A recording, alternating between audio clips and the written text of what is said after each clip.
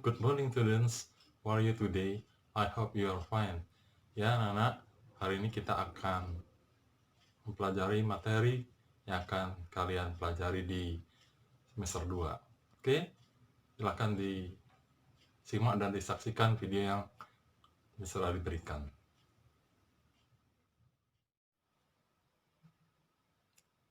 Oke, grade 9. Kita akan mengenal materi PPKN kelas 9 di semester yang kedua. Di semester kedua PPKN ada 3 bab. Kita mulai dari bab yang keempat, ya bab 4. Bab 4, keberagaman masyarakat dalam bingkai Bhinneka Tunggal Ika. Di sana yang kita akan pelajari nanti adalah makna persatuan dalam kebangsaan. Nah, di dalamnya ada pengertian persatuan, kesatuan, dan kebangsaan. Di bagian kedua ada landasan persatuan, kesatuan, dan kesatuan bangsa Indonesia. Di bagian ketiga ada makna persatuan dan kesatuan dalam kebangsaan.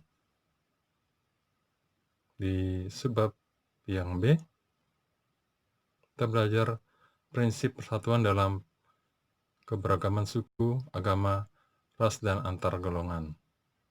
Nah, dan perbedaan-perbedaan itu, bagaimana prinsip persatuan dapat membantu masyarakat bisa tetap rukun. Yang C, permasalahan yang muncul dalam keberagaman suku, agama, ras, dan antar golongan. Nah, tentu ada permasalahan di antara masyarakat yang majemuk. Nah, ini masalah apa saja yang bisa muncul. Kita bahas di subbab yang C. Kemudian, upaya pencegahan konflik yang bersifat sara. Nah, itu salah satu cara untuk mencegah terjadinya konflik di tengah masyarakat. Nah, kita selanjutnya masuk ke bab yang kelima, harmoni keberagaman masyarakat Indonesia. Yang A, makna harmoni keberagaman dalam bidang sosial budaya, ekonomi, dan gender dalam Bhinneka Tunggal Ika. Itu bagian A. Bagaimana makna harmoni ini? Kita akan lihat satu demi satu.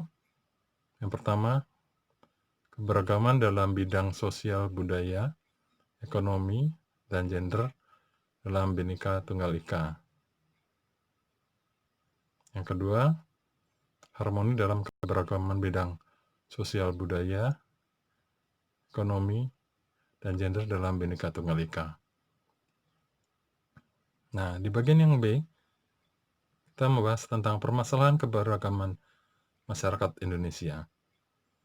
Yang pertama, bentuk masalah atau konflik keberagaman masyarakat Indonesia. Nah, kita akan bahas di bagian ini bentuk-bentuk masalah atau konfliknya. Bagian kedua, penyebab masalah atau konflik keberagaman masyarakat Indonesia. Nah, itu juga dicari penyebab masalah dari keberagaman, masalah konflik dari keberagaman di masyarakat Indonesia. Di bagian yang C, kita bahas akibat yang ditimbulkan oleh terjadinya masalah keberagaman masyarakat Indonesia. Yang pertama ada akibat positif bagi individu, bagi masyarakat, bagi bangsa, dan negara. Yang kedua, akibat negatif. Juga ada bagi individu, bagi masyarakat, bagi bangsa dan negara. Di bagian D, upaya menyelesaikan masalah akibat keberagaman masyarakat Indonesia.